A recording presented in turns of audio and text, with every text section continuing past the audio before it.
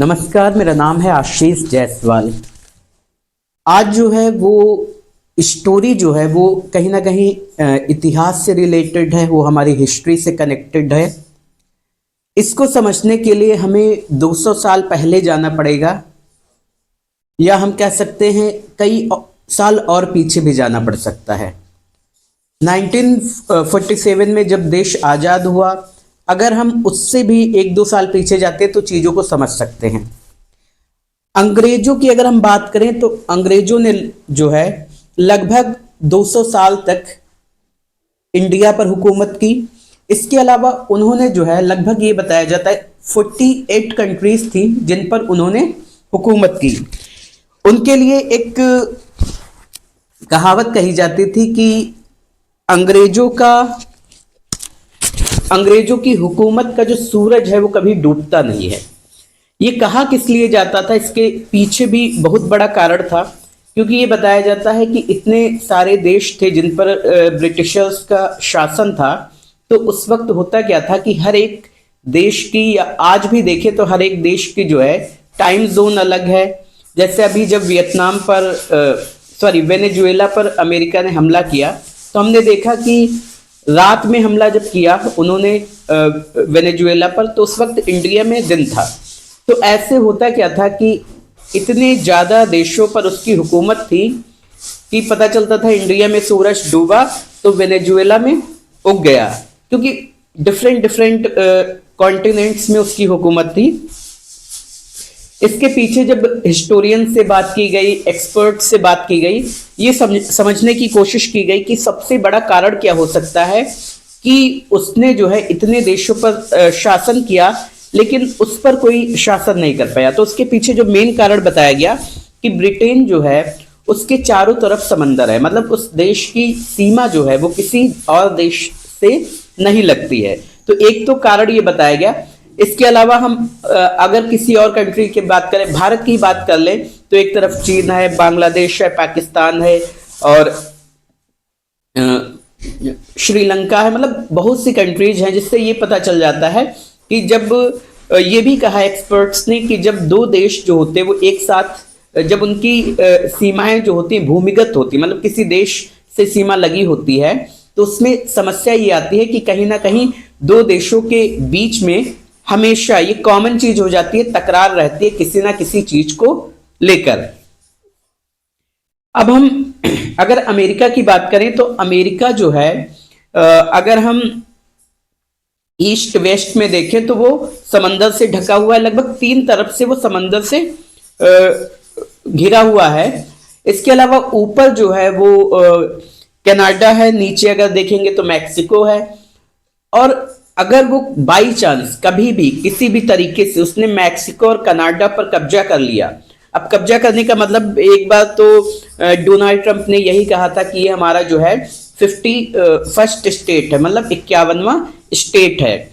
America में 50 state है, तो उन्होंने उसको अपना 51वां स्टेट मान लिया था। एक बार जो है गल्फ ऑफ मैक्सिको को उन्होंने क्या कह दिया था कि गल्फ ऑफ अमेरिका, मतलब ये अमेरिका की खाड़ी है। तो वो तो अंडर कंट्रोल में रहते ही हैं, लेकिन आज जिस देश की बात करने वाले हैं वो है ग्रीनलैंड। अब सवाल उठता है कि एक ऐसा देश जहां पर 80 से 90% जो है एरिया बर्फ से ढका रहता है, 10-15% एरिया जो है जहां पर लोग रहते हैं। बता दें वहां पर कोई सड़कें नहीं हैं, लोग जो है वो डॉग कार्ट का प्रयोग करते हैं, जैसे यहाँ पे घोड़ा गाड़ी होती है वहां पे कुत्ता गाड़ी होती है। इसके अलावा चॉपर का यूज करते हैं। एक ही बताते हैं वहां पे एयरपोर्ट है।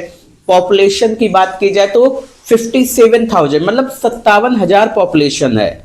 एक हमारे अगर इंडिया की बात करें तो एक गांव में इतनी निकल आएगी, एक छोटे से कस्बे में उतनी उससे ज्यादा होती है।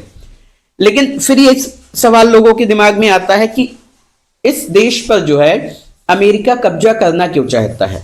लेकिन पॉपुलेशन 57,000 जरूर है, दुनिया का 12वां सबसे बड़ा देश है। मतलब अब सोचिए, इंडिया जो है वो 7th नंबर पे आता है, वो दुनिया का 12वां जो है सबसे बड़ा देश है। यहां तक कि ग्रीनलैंड पर कब्जा ना करके अमेरिका ने उसको ऑफर किया है कि मैं ग्रीनलैंड को खरीदना चाहता हूं और उसके लिए जो है $1 लाख हर एक व्यक्ति को जो है, मतलब वहां पर जो 57,000 लोग हैं, तो ये मान के चलिए 57,000 लाख डॉलर जो है वो अमेरिका देने को तैयार है। और अगर उस हिसाब से देखा जाए इंडियन करेंसी में लगभग 90 लाख रुपए, और अगर वो खरीदता है उस देश को 1 लाख डॉलर 57,000 लोगों को देकर, तो लगभग 6 बिलियन डॉलर का खर्चा आएगा। लेकिन ग्रीनलैंड जो है वो एक हिसाब से देखा जाए तो नाटो का मेंबर भी है, वो इस तरीके से, क्योंकि वो डेनमार्क की निगरानी में रहता है हमेशा। और यहां तक कि बता दें कि 57,000 वहां की जो पॉपुलेशन है, वहां पर 200 आर्मी के लोग हैं, 200 सैनिक हैं जो कि डेनमार्क के ही हैं। इसके अलावा जो इंटरनल सिक्योरिटी है उनकी वो अपनी है। तो अगर ऐसे किसी देश पर ये कब्जा कर लेगा तो इसको फायदा क्या होगा?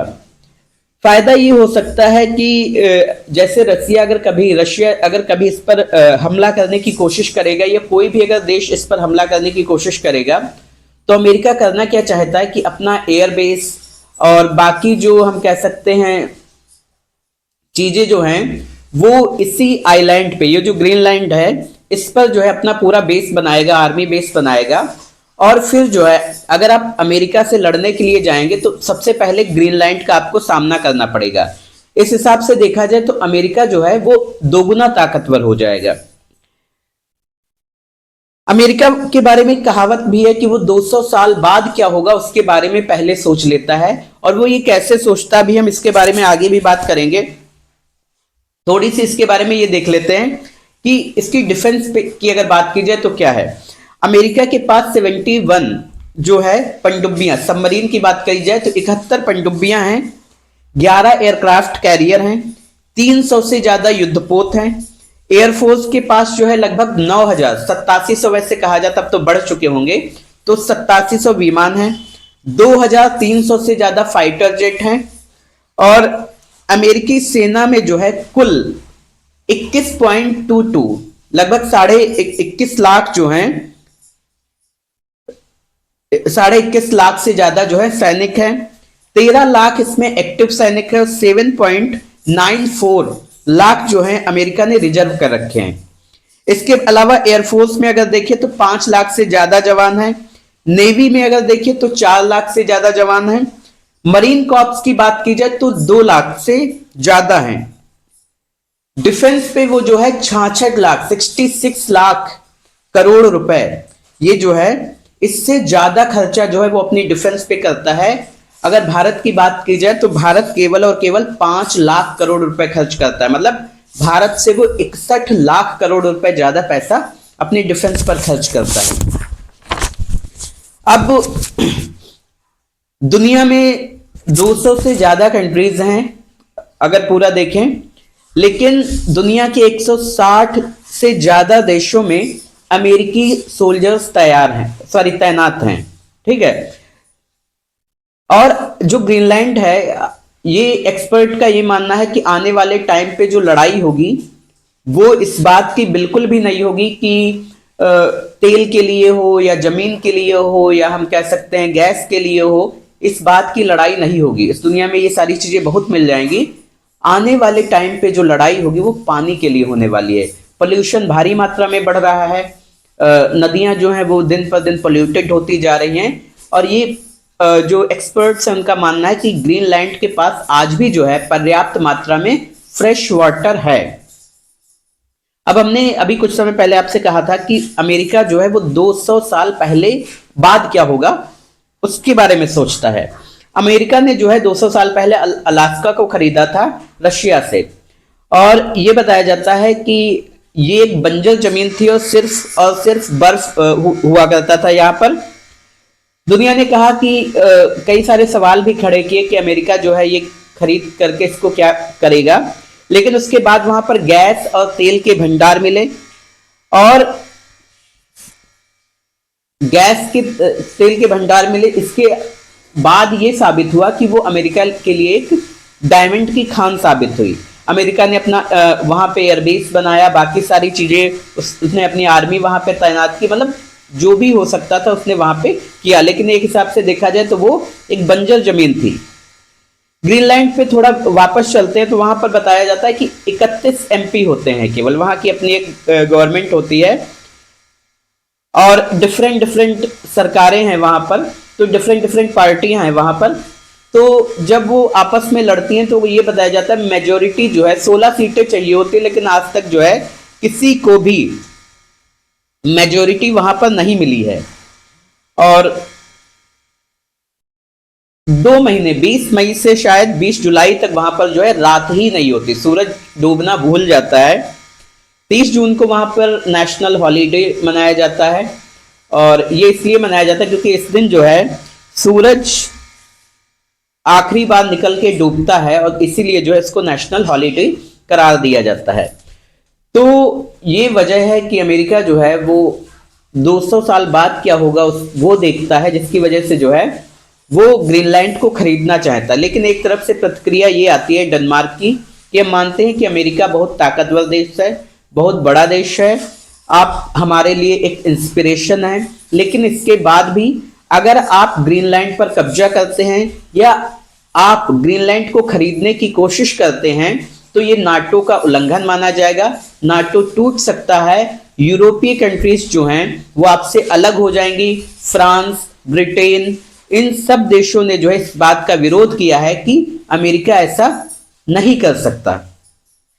तो ये कहानी थी एक ऐसे देश की जो बहुत छोटा सा है, जिसकी पॉपुलेशन बहुत कम है, जो जिसका 80% एरिया अगर देखे बंजर है, लेकिन इसके बाद भी जो है अमेरिका उसको खरीदना चाहता है। कमेंट में आप अपनी प्रतिक्रिया दे सकते हैं।